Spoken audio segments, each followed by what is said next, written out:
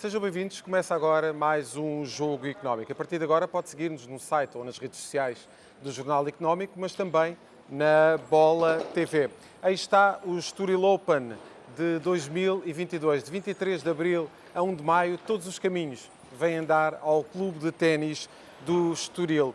2 anos depois, a grande novidade de 2022 será o regresso do público, que é um fator absolutamente fundamental para termos grandes espetáculos de ténis aqui na terra batida do Estoril. São muitas as novidades para este ano, neste evento de exceção. E vamos detalhar todos esses pormenores com João Zilhão, diretor do torneio, na segunda parte deste Jogo Económico. Para já, dou as boas-vindas a Nuno Vinha e a Rodolfo Alexandre Reis e vamos seguir para a nossa rúbrica Hat-Trick.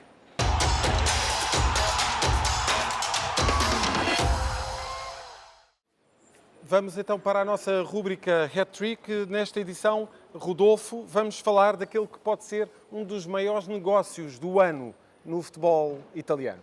Assim é, Zé. Falamos de 1,1 mil milhões de dólares, qualquer coisa como 1.000 milhões de euros, é quanto o fundo Investcorp, com sede no Bahrein, está disposto para comprar o AC Milan, clube do português Rafael Leão. As negociações estão a decorrer e veremos o que nos dizem as próximas semanas. Nuno Vinha, esta é uma operação que pode catapultar o AC Milan para voltar a ser aquele colosso italiano, não só dentro de portas, mas principalmente a nível europeu, que foi nos anos 90, na era da Arrigo Sacchi.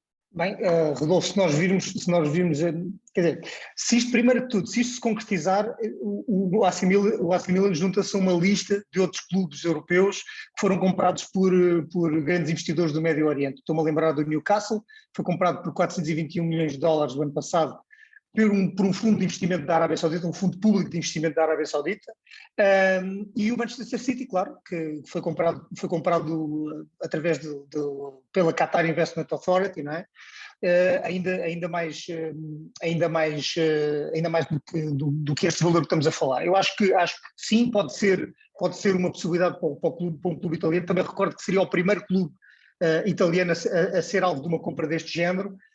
O Investcorp tem 40 mil milhões de dólares em ativos sob gestão, portanto é um colosso, é enorme.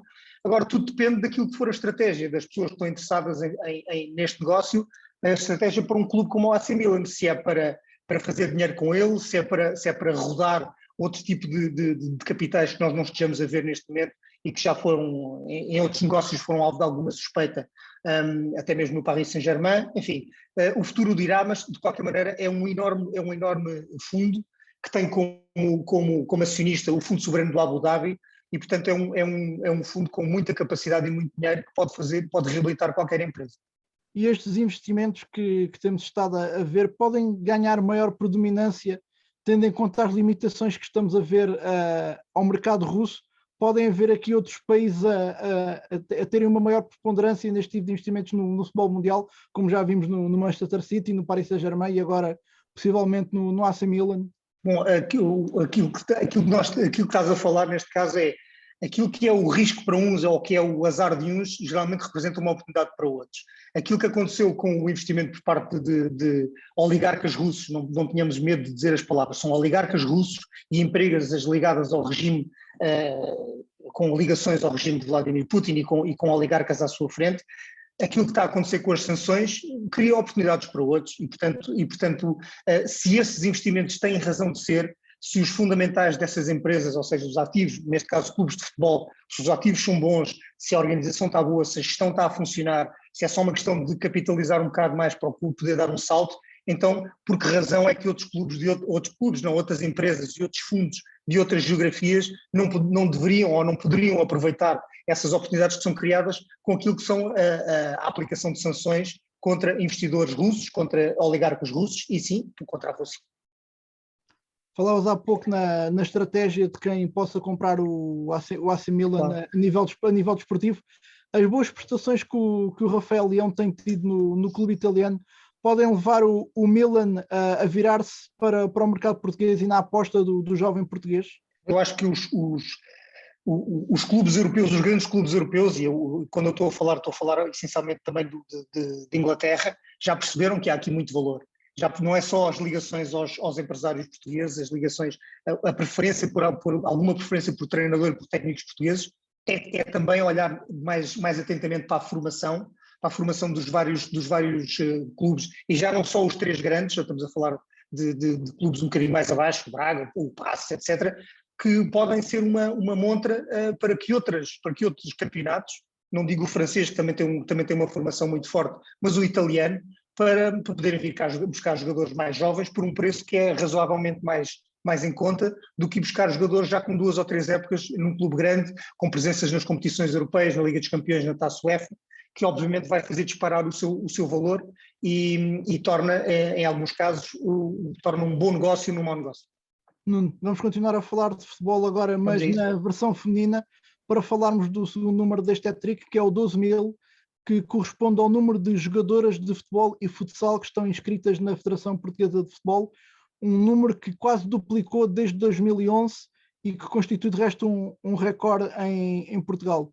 De resto, Portugal já ultrapassou pela primeira vez a fasquia destas 12.000 praticantes federadas tanto no futebol como no futsal, e a nível total estão inscritas na FPF 12.005 praticantes femininas, sendo que 7.773 estão no futebol e 4.232 na modalidade de futsal. É o futebol feminino, embora ainda longe daquilo que se vê no futebol feminino a nível europeu, mas a dar passos cada vez maiores para se tornar cada vez uma modalidade mais forte no país. Eu acho que sim, acho que é uma excelente notícia. O total de praticantes de futebol inscritos em Portugal ronda aos 190.000, um pouco mais de 190.000, já incluindo estas 12.000 praticantes de futebol e futsal. Acho que é um excelente número. Agora comparemos, por exemplo, com o nosso vizinho, eu acho que até está, com o nosso vizinho Espanha, eu acho que até está mais ou menos em linha.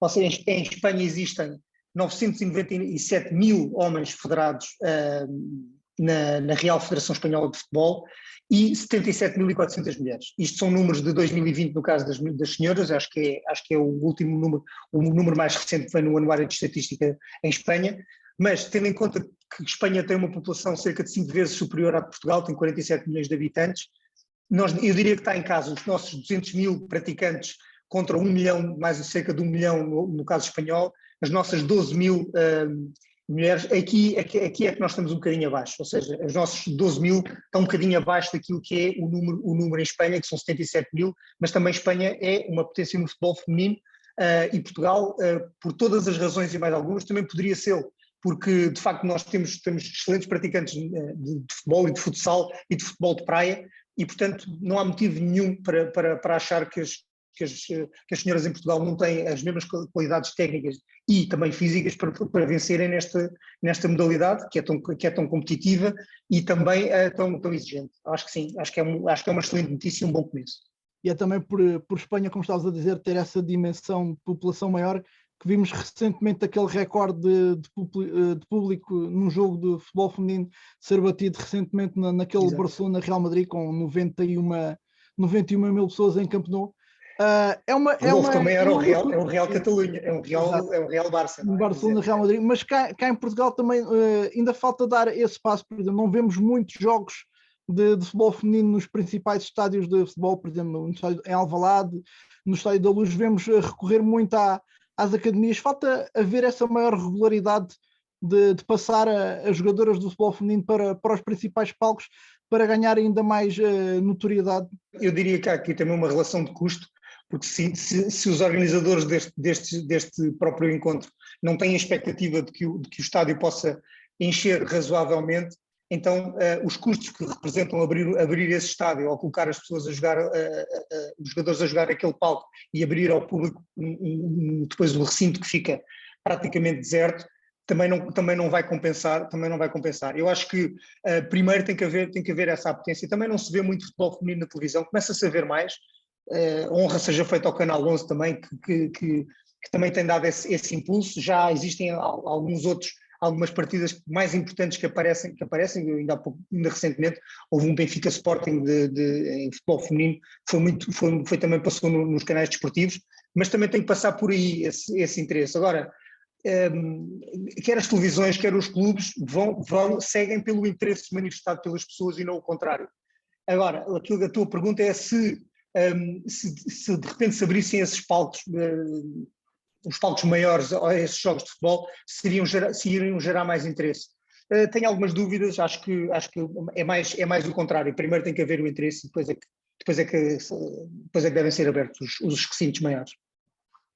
Passamos então ao último número deste hat-trick e vamos falar agora do treinador português, Marco Silva, ele que esta semana levou o Fulham de volta à Premier League, o Fulham que, de acordo com o Transfer Market, tem um valor de mercado de 147 milhões de euros, é o segundo plantel mais caro do Championship, só atrás do Bournemouth, e Marco Silva garante esse regresso à Premier League, 42 jogos e 98 golos marcados até agora, quando ainda faltam 4 jornadas para acabar o Championship.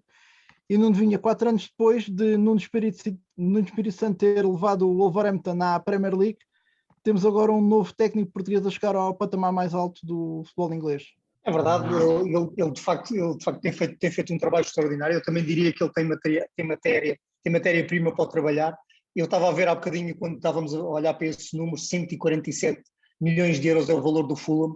Ora bem, todas as 18 equipas portuguesas da segunda Liga valem 117 milhões. E estamos a falar da mesma fonte, que é o Transfer Market. Ou seja, 500 jogadores, dos quais metade estrangeiros, na segunda Liga Portuguesa, valem menos do que os 26 do Fulham. E o jogador mais valioso da segunda Liga em Portugal é o brasileiro Peglow, que é do Futebol Clube Porto B, vale 2 milhões e meio, está avaliado em 2 milhões e meio de euros. Ora bem, olhando para o Fulham, entre os 26 jogadores, quem é que ele tem lá? Alexander Mitrovic, avaliado em 18 milhões. Harry Wilson, no extremo, 15 milhões. O Adar Abioyo, 15 milhões de defesa. Harrison Reed, um médio, 10 milhões. Eu acho que as coisas são também por aí. É claro que ele tem matéria-prima, mas há uma outra questão que é muito importante também de salientar e de valorizar naquilo que é o Marco Silva. Os outros clubes ingleses da Championship também estão muito bem equipados, também estão muito bem formados, com plantéis caríssimos. Há bocadinho dizias que o Bournemouth é o mais valioso. Claro, ainda há mais valiosos do que os... São cerca de mais 20 milhões de euros. E eu nem sei em que lugar é que o Bournemouth ficou. Não sei se subiu à Premier League ou não. Mas o Marco Silva e o Fulham sim conseguiram e têm muita concorrência de um campeonato extremamente competitivo, cujas receitas televisivas são correspondentes àquilo que é o valor que eles põem em campo, aos espetáculos que eles conseguem dar em campo. E sim, de facto, quando nós vemos jogos mesmo destes clubes mais, eu diria, mais modestos naquilo que é a enorme riqueza dos plantéis da Premier League inglesa, eu diria que nós ficamos satisfeitos por ver estes jogos de futebol, porque são competitivos, são rápidos, são emotivos, têm estrelas em campo, têm golos, têm tudo. E portanto eu acho que como é um bom produto, vende-se. E como se vende, gera receita. E como gera receita, os clubes conseguem se equipar convenientemente, conseguem contratar convenientemente, conseguem apetrechar-se de uma forma a que perpetua o espetáculo e perpetua o negócio. E falavas aí de jogadores como o Harry Wilson e o Alexander Mitrovic, mas de resto a maior venda do Fulham já está feita para a próxima época, que é o português Fábio Carvalho, que vai render 50 milhões aos cofres do Clube de Londres para a transferência para o Liverpool. Pronto, olha, aí está, era o maior valor e já está de saída. Enfim, é assim que se faz negócio também. Compra-se barato e vende-se mais caro depois de valorizar um jogador, e valoriza-se como? Com boas prestações, dando-lhe boas condições de trabalho, integrando numa equipa, pondo-o a jogar, valorizando, mostrando, é assim.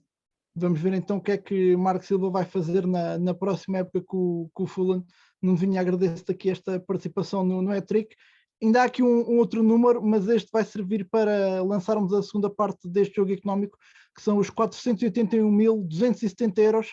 É o valor que o vencedor da edição de 2002 do Estoril Open irá ganhar, quem vencer a edição deste ano. Mas para nos falar sobre isso, passa a bola ao José Carlos Lourinho, que está no centro de treinos do Estoril.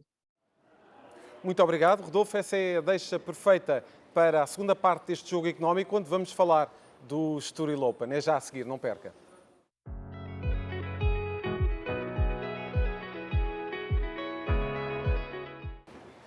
Estamos de volta para a segunda parte deste jogo económico, em plena preparação para o Estoril Open de 2022. Dou as boas-vindas, ou melhor, agradeço a presença de João Zilhão e agradeço também o facto de nos ter recebido neste evento. É o regresso do público, é o regresso, de facto, de um evento absolutamente único no panorama desportivo nacional. João Zilhão, como é que podemos definir este regresso do público no Estoril Open na versão 2022, nesta edição 2022 deste grande evento? Bem, bem-vindos aqui a este autêntico estaleiro de obra. Estamos a 3 dias do evento, numa plena tempestade de vento, como estamos a assistir, infelizmente, mas o evento não vai esperar por ninguém, vai ter que estar pronto no dia 23, sábado 23, para começar. Eu diria que é não só o maior evento desportivo, mas também um dos maiores eventos sociais, relações públicas, certo, das marcas poderem realmente ativar com os seus melhores clientes ao longo do ano.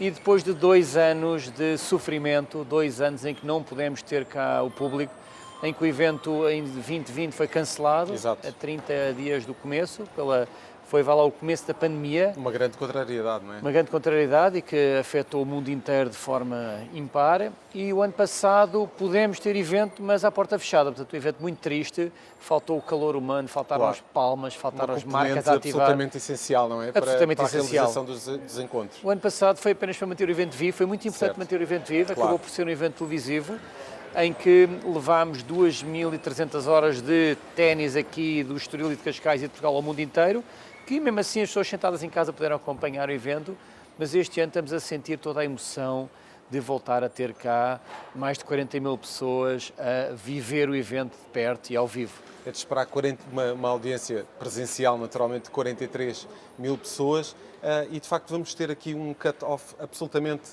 fantástico. Provavelmente, o João já referiu isso, provavelmente será o melhor de sempre do Estoril Open. Como é que foi fazer todos esses convites, toda essa organização e ter cá, de facto, alguns dos tenistas mais promissores? Bem, é um trabalho de meses, falar com os agentes deles. Eu nunca falo diretamente com o jogador, eles têm uma agência, um agenciamento para tratar da vida deles. Os jogadores treinam, comem, preparam-se fisicamente para os jogos, depois têm um agente para tratar dos contratos publicitários, dos acordos com os torneios e por aí fora.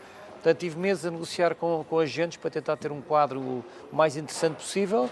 Neste momento temos 2 top 10 a jogar cá para a semana, o número 9 e o número 10 do mundo, o Félix Auger-Aliassime, Canadá, e o Cameron Norrie, inglês, e depois temos mais vários jogadores do top 20, como por exemplo o Diego Schwartzman, como o Pablo Carreño Busta, que já ganhou aqui, sim, vários outros jogadores do top 30 mundial, como o Francis Tiafoe, o Davidovich Fokina, que foi agora à final do Monte Carlo e que está a jogar fantástico, ganhou o número 1 do mundo, o Djokovic. Portanto, vamos ter jogadores de todas as idades, nacionalidades e tipos de jogo para agradar a gregos e a troianos. E de facto o Estoril Open continua a ser, e essa é uma característica incrível deste evento, uma rampa de lançamento para grandes nomes do ténis, não é? Sem dúvida, ainda... E grandes valores que estão a afirmar.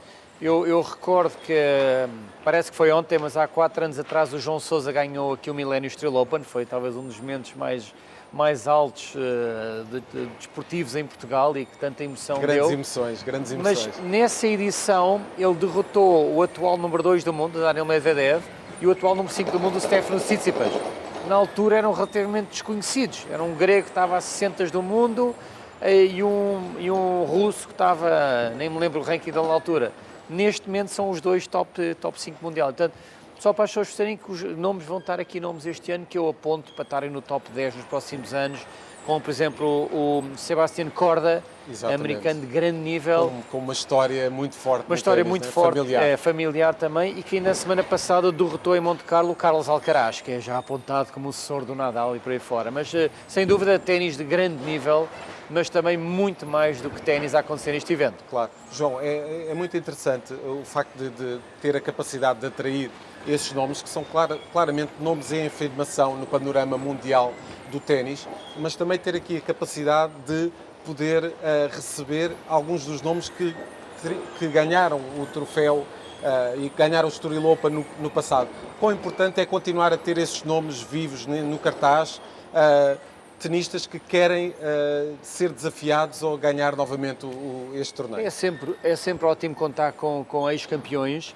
Eu tenho agora um caso de um que ganhou a primeira edição aqui do Millennium Estoril Open, que é o Richard Gasquet. Infelizmente o ranking dele não lhe permite entrar no quadro e já pediu um wildcard. É difícil dizer que não o nome desses, claro, mas até ao momento não foi possível dar-lhe o wildcard. dispõe de 3, já demos 2, um ao João Sousa, que também não tinha ranking para jogar o torneio, e outro ao Dominic Thiem, era 3 do mundo até há pouco tempo, e falta um terceiro wildcard que será anunciado na sexta-feira, e pronto, ainda há muita antecipação em relação a esse nome, mas vamos ver ainda para quem é que ele vai. E temos aí grandes expectativas Há grandes relativamente àquilo que será o quadro final Sem deste dúvida. Estoril Open. E depois temos, de facto, e o João já referiu, aquele momento absolutamente ímpar em 2018, quando o João Sousa ganhou o Estoril Open. É de prever que possa se repetir um momento tão emocionante como este, ainda por cima no ano em que regressa ao público ao Estoril Open. É evidente que é sempre um sonho ter um português a ganhar em casa, mas eu diria que aquilo que o João fez em 2018 é muito difícil, provavelmente irrepetível. A pressão que ele tem de jogar em casa é sempre enorme, o nível de cada encontro que ele tem é sempre altíssimo, e aquilo que ele fez em 2018, eu não sei se é possível repetir, mas as probabilidades são muito baixas. Inclusive, ele em 2018 teve que salvar match points contra outro português, o Pedro Sousa, na segunda ronda. Se ele tem perdido um desses 2 pontos com o Pedro Sousa, estava fora na segunda ronda em 2018. Acabou depois por contrariar todas as adversidades, ganha nas meias finais ao grego, ao Stefanos Tsitsipas, num tie-break no terceiro set. Quer dizer, foi algo eu diria que é irrepetível aquilo que aconteceu. E este evento está em Portugal, um torneio do ATP está em Portugal há mais de 30 anos, já houve a edição anterior no Jamor, e em 30 anos há uma vitória de um português, e, quer dizer, não sei, adorava que houvesse uma segunda, mas é algo muito difícil. É um grande desafio. É um grande desafio. Mas ia ser muito interessante, não é? Ia ser espetacular. Com este regresso do público e esse O público com certeza vai apoiar tudo o que Claro. derem, e o calor das bancadas ajuda muito. Mas o nível de tenistas que está cá no evento são os melhores do mundo. E eu quero recordar às pessoas lá em casa que estamos em plena preparação do Estoril Open e por isso toda esta envolvente, toda esta frenesi a 3 dias precisamente do início do Estoril Open. João, queria falar também de um outro aspecto. O Estoril Open vai ser o 4º evento e o primeiro da temporada a receber esta novidade do Fox 10. Quer-nos explicar um bocadinho do que é? Estamos a falar de uma revolução ao nível do que é a arbitragem no mundo do ténis. Sem dúvida, portanto é uma tecnologia em que está neste momento a ser instalada agora no corte, apesar desta contrariedade toda do tempo e do vento, mas é um sistema com 40 câmaras que estão alinhadas com as linhas, é um sistema de tecnologia que é o único no mundo aprovado para terra batida, e em cada uma destas câmaras tira 3.000 fotografias a cada bola quando ela impacta no chão. Existe aqui alguma especificidade ao nível do que é a marca da bola, precisamente na terra batida. Exatamente, Correto, João? Portanto, aqui o concorrente da Fox 10, que é o Hawkeye, que é aprovado em relva e em piso rápido, ainda não foi aprovado em terra batida, porque o sistema deles não é um sistema de câmaras, é um sistema de estimação de onde é que a bola, do flight da bola, onde é que ela vai aterrar, enquanto que este sistema é real. São imagens capturadas por câmaras de alta velocidade. Tem ali um contentor com 20 computadores só a processar a informação destas câmaras todas, em que esta sala precisa de ar-condicionado, está a ver o calor de 20 computadores, e estas 3.000 imagens que são tiradas por segundo vão permitir calcular exatamente onde é que a bola bateu, e se é 1 milímetro ou meio milímetro dentro ou fora, e a decisão é tomada por um sistema eletrónico de arbitragem. Portanto, o árbitro de cadeira não tem que sair da sua cadeira para ir avaliar se a bola é dentro ou fora. E os espectadores em casa vão poder ver esta imagem na televisão, se a bola é dentro ou fora, por meio milímetro ou um cabelo. Isto é muito giro, e para quem está aqui no estádio também. Uma versão do ténis daquilo que é conhecido como o VAR, não é? É um VAR, mas eu diria que é mais excitante, porque está para ver tudo ao pormenor, os espectadores vão ver a própria imagem que as câmaras tiraram e a decisão do sistema, que é definitivo e decisivo. E até que ponto é que é importante o Estoril Open ser portanto será a primeira prova desta temporada a receber essa tecnologia? Sim. Portanto, já existiram 3 eventos onde essa tecnologia foi também utilizada. Até que ponto é que é importante que o Estoril Open seja, de facto, a montra dessa revolucionária tecnologia para a arbitragem? Nós gostamos muito de estar sempre na ribalta, e aqui em Portugal temos feito coisas muito bem feitas à nossa escala, e aliás já ganhámos vários prémios do ATP por ser realmente um case study da forma como temos ativado o torneio.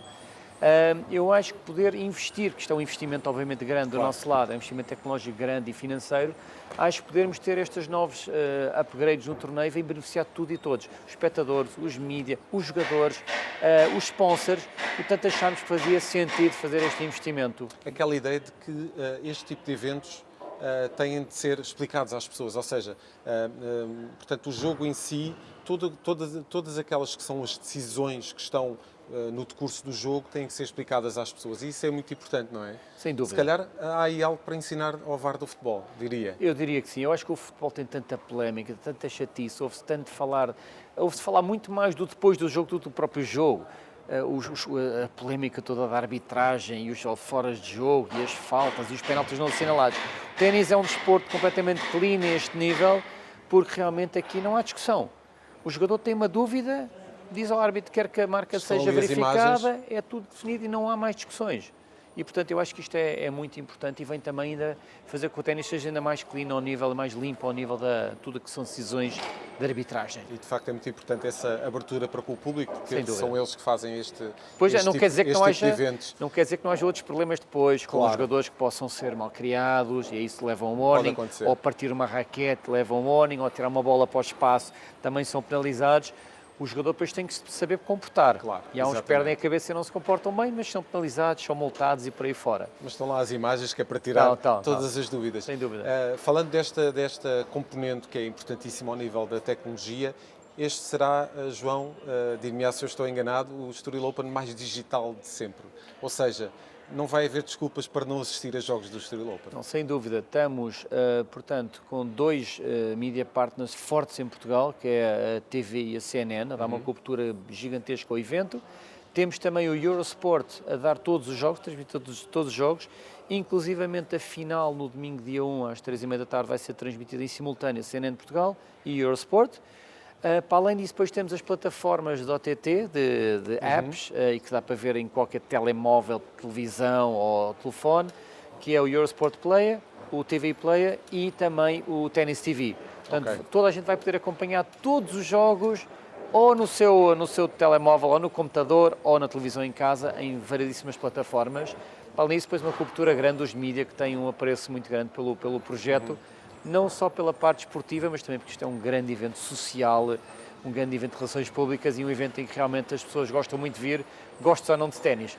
Eu gostava que toda a gente gostasse de ténis, mas nem toda a gente que vem aqui gosta de ténis. Será com certeza uma mola muito importante para que o ténis esteja cada vez mais enraizado em Portugal, não é? Eu espero que sim. Eu acho que esta nova vertente deste projeto que nasceu aqui em 2015, de criar uma estreita ligação entre esta zona corporate e dos sponsors ao campo e ao corte, que é mesmo aqui ao lado, criou uma apetência das pessoas para irem ver o ténis, irem se sentar a ver ténis. Antigamente havia um distanciamento maior entre a zona corporate, a zona VIP e o ténis, e às vezes as pessoas, vou lá almoçar, vou lá tal, certo, não vou tanto ao ténis. Aqui acho que facilitámos a vida das pessoas ao meter o corte em cima, ou vá lá, o restaurante e a zona corporate em cima do corte, e temos notado que as pessoas acabam por ter interesse e vão ver um bocado, depois acabam por gostar, e acho que criámos muitos novos fãs do ténis ao vivo com este novo enquadramento, que é único no mundo. Não há nenhum outro torneio do ATP que tenha um restaurante com 800 pessoas com vista para o corte central. Portanto, até aqui, apesar de sermos um torneio pequeno, um ATP 250, temos algo que nenhum outro torneio tem. Nenhum grande slam o tem, nenhum Masters 1000 o tem. Somos o único torneio no mundo que tem um restaurante de 800 pessoas em cima do corte central. Pois há aqui ainda uma componente, e pegando ainda naquilo que são os aspectos tecnológicos, esta história dos NFTs, que é também uma vertente muito interessante, que é algo que está claramente a dominar já no mundo do desporto, e o Estoril Open não vai ficar de fora dessa componente. Não vai, estamos muito bem associados com a nossa agência, com a ACT, e também com um novo sponsor que temos, que é a InnoWave. Juntos estamos a criar tudo o que tem a ver com tecnologia, uma nova app que é extraordinária e que recomendo a toda a gente que faça a download da app do Millennium Estoril Open, onde vai ter toda a informação, todas as novidades, vídeos, fotografias, tudo mais um par de botas, mas também os NFTs que estão a ser criados e que as pessoas vão poder, obviamente, comprar. E vai ser muito interessante, não é? Ter essa vertente também, porque há cada vez mais pessoas que estão interessadas nesse tipo Sem dúvida. E o desporto é um dínamo muito importante para... Impressionante. Eu ainda sou um novato nesta área dos NFTs. Sim. mas vou comprar uma primeira NFT para a semana, vou comprar um do Estoril. Não sei quanto é que custa, mas espero que seja barato. João, falou aí de uma questão muito interessante e que creio que não é nenhuma inconfidência. Falávamos um bocadinho em off há pouco dos patrocinadores, daquilo que são os parceiros do torneio. É um enorme desafio receber determinado. Todos os patrocinadores são bem-vindos, naturalmente, mas há uns que são mais desafiantes do que outros. Quer-nos falar um bocadinho dessa relação? Primeiro, agradecer à nossa família de sponsors extraordinária que tem estado connosco em todos os momentos, os bons, os maus, os péssimos. Mesmo em 2020, quando não houve evento, tivemos sponsors ao nosso lado a dizer: estamos cá, vamos apoiar.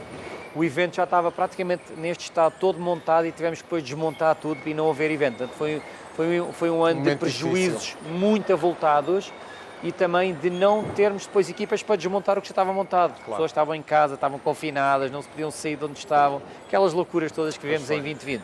Portanto, tivemos um custo de centenas de milhares de euros para montar e desmontar algo que não existiu. Portanto, complicadíssimo. 2021, esses mesmos sponsors estiveram ao nosso lado, apesar de muitos não quererem um evento sem público, porque querem ativar, querem almoçar com os clientes, claro, jantar, ativar as marcas com o público. Há toda uma envolvência. Uma envolvência de dinamização do projeto. Certo. Que eles, obviamente, gostam de ter a marca no corte e ter alguma visibilidade no corte, mas também gostam muito mais de tudo o resto. Portanto, agradecer à família de sponsors inacreditável que temos e que em 2022 volta com muita força e com umas marcas realmente novas que dão muito prestígio ao projeto e que realmente vem, eu diria que é um selo de qualidade do projeto, ter uma Porsche casa-mãe, Stuttgart a apoiar o projeto e a dizer: não, o Estoril Open em Portugal faz sentido, vamos apoiar, somos o carro oficial. Ter marcas de iates como a Azimuth Benetti também entrar, ter marcas de relógios como a Rolex que escolhe este evento como uma exceção no mundo dos ATP 250 para estar cá, porque acha que é o melhor evento em Portugal para estarem presentes. E, portanto, nós temos a sorte, depois de ter um Milênio BCP e uma Câmara de Cascais também que estão connosco desde o primeiro momento. Exatamente. São, eu diria, sócios fundadores do projeto. Exatamente. Desde 2015 que acreditaram no projeto. E todos estes sponsors, obviamente, depois têm graus de exigência muito elevados. Claro. Eu dava-lhe há bocado um exemplo. A Rolex, por exemplo, que é o nosso sponsor, é o nosso relógio oficial, tem um guidelines, uma exigência brutal para as cores que eles podem ter associados à caseta deles. Então tem um manual de normas de flores que nós temos que respeitar e eles, claro, são muito exigentes, porque eles querem que as flores dele tenham a mesma aparência, a mesma qualidade ao longo de todos os eventos onde eles estão. E o João falava no mundo inteiro. Da importância que isso tem para até o próprio crescimento da organização. Sem dúvida. Nós lidar com este tipo de patrocinadores. Nós, ao termos marcas de luxo, mas de grande exigência, como a Porsche, a Bang & Olufsen, a Smeg, tantas marcas de grande prestígio, a Nespresso aqui atrás está a montar para nós, o grau de exigência deles é tão elevado que obriga toda a nossa estrutura, toda a nossa equipa a puxar para ser melhor todos os anos. Claro. Agora, o que é que nós temos de grandes constrangimentos este ano? Este mau tempo está a ser difícil. A sentir aqui. Os atrasos brutais, claro, na chegada de materiais ou não haver materiais por causa do Covid-19, ainda está muitos impactos e muita dificuldade, por exemplo, de chegarem alguns bens a Portugal, que estão presos, retidos em contentores que não, claro, estão a circular da mesma forma que estavam. O custo das matérias-primas, que disparou autenticamente, custa gasolina, ou custa alguns materiais que têm aqui, domínios, ferros, tudo, afetou muito o orçamento e, portanto, está a ser um ano extremamente desafiante, mesmo com estas marcas excepcionais que nos apoiaram, está a ser um ano muito difícil para controlar o PNL e para controlar o orçamento. Estamos a falar do orçamento de, João? Ronda aos 4 milhões de euros. Muito bem. Portanto, um deslizezinho, agora a gasolina disparou. Claro. Eu tinha uma conta só para alimentar os geradores do projeto que andava nos 20 e tal mil euros, vai quase duplicar. Certo. É muito difícil controlar um orçamento quando só a conta de geradores subiu para 40. Depois tenho 20 e muitos carros a circular, a transportar jogadores de um lado para o outro. Infelizmente, os carros também são Porsche, certo, gastam um bocadinho mais que os anteriores.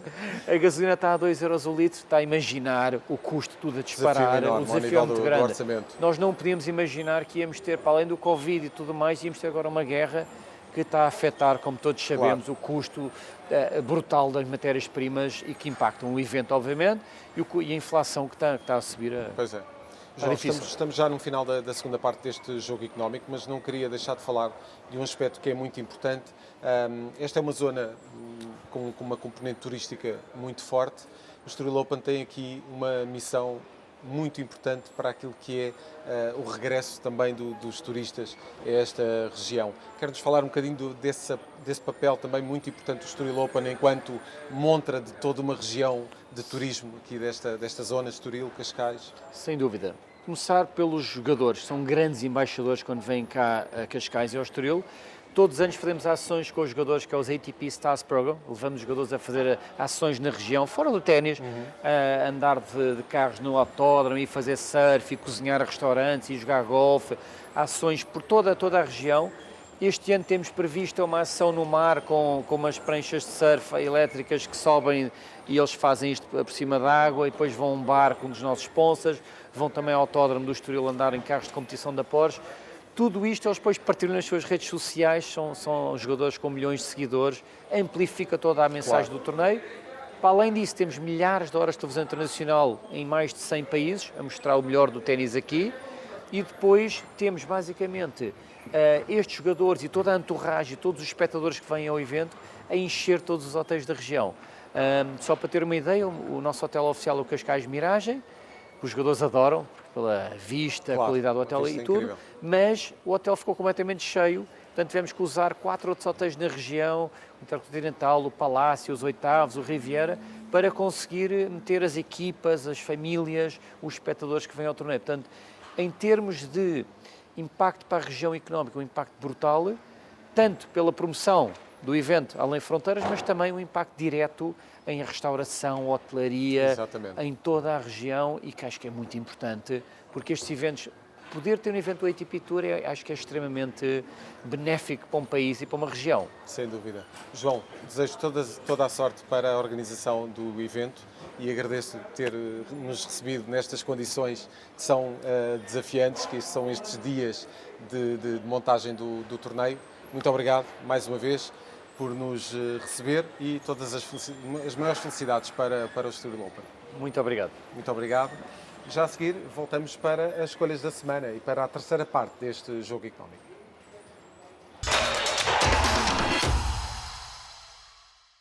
Estamos de volta para a terceira parte deste jogo económico e para as escolhas dos nossos comentadores. Rodolfo, a emissão fica contigo. E estamos de volta em estúdio para as escolhas desta semana. O número e a figura ficam a cargo do Nuno Vinha. E Nuno, vamos começar pelo teu número, que diz respeito a Cristiano Ronaldo, ele que esta semana viveu um momento terrível, sim, mas que na última jornada da Premier League alcançou mais um registro histórico na carreira. Estamos a falar do número 60, que correspondem aos hat-tricks marcados pelo jogador português ao longo desta sua carreira.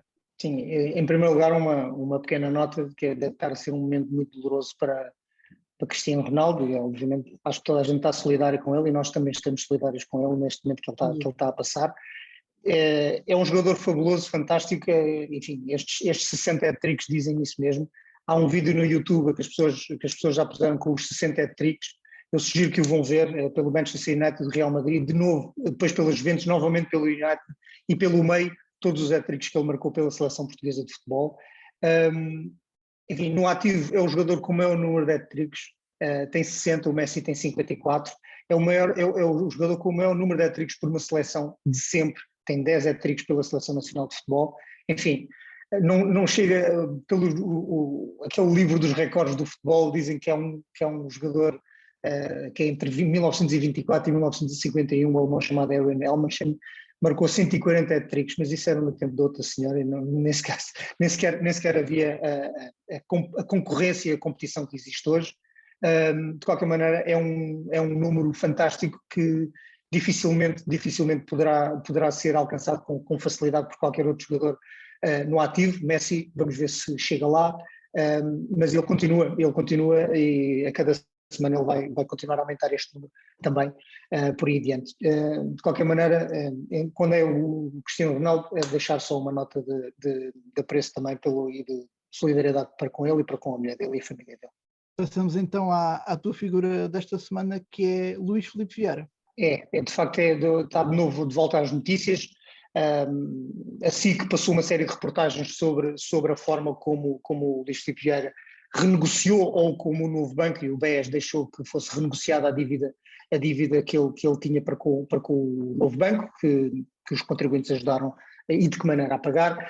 Eu só ia recordar uma questão que foi até levantada por um dos seus maiores críticos, o advogado Jorge Matamoros, que é a forma como o Benfica pagou antecipadamente as dívidas que tinha para com o Novo Banco, na mesma altura em que o cliente do Novo Banco, Luís Filipe Vieira, devedor devedor do Novo Banco, um dos maiores devedores do Novo Banco, estava a renegociar com grandes vantagens a seu favor a sua própria dívida. Ora bem, nessa altura, entre 2017 e 2018, 2016, 2017 e 2018, o Benfica amortizou 230 milhões de euros em dívida ao Novo Banco, na mesma altura em que o Luís Filipe Vieira, como eu disse, e vou repetir, estava a renegociar e estava a reestruturar a sua dívida no Novo Banco com grandes vantagens para si. E o que é que aconteceu na época seguinte, 17-18 do Benfica? Ora bem, o Benfica fez 137 milhões de euros em vendas do Ederson, Nelson Semedo, Lindelof, Mitroglou, etc. E investiu no futebol 9 milhões de euros. O que é que aconteceu? Essa foi o início, foi na altura em que o Benfica podia ter conquistado o pentacampeonato, algo inédito na sua história, e os críticos de Luís Filipe Vieira dizem que foi nessa altura que o Benfica desinvestiu, retirou valor à sua equipa e começou uma rota que nunca mais trouxe a mesma hegemonia que o Benfica tinha até à altura. Na época seguinte, 2018-2019, de novo um desinvestimento nas compras. O Benfica comprou o Gabriel, Castilho, Conti, o Vlaco Dimos, é verdade, mas foi um valor bastante baixo na altura em que adquiriu o jogador, gastou 27 milhões de euros e, mais uma vez, foi uma época de baixo investimento. Nas épocas seguintes, depois de ter amortizado uma dívida que não precisava na altura, que não estava pressionado a fazê-lo, e fê-lo antecipando receitas de televisivas,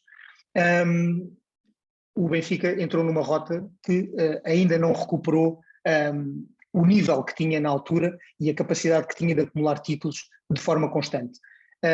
E, portanto, a minha figura é Luís Filipe Vieira, pelas suas decisões e por uma outra razão também, porque ele fazia parte de uma administração que tinha Domingos Soares de Oliveira, tinha José Eduardo Muniz, tinha Nuno Gaioso Ribeiro, destas pessoas, e tinha Rui Costa.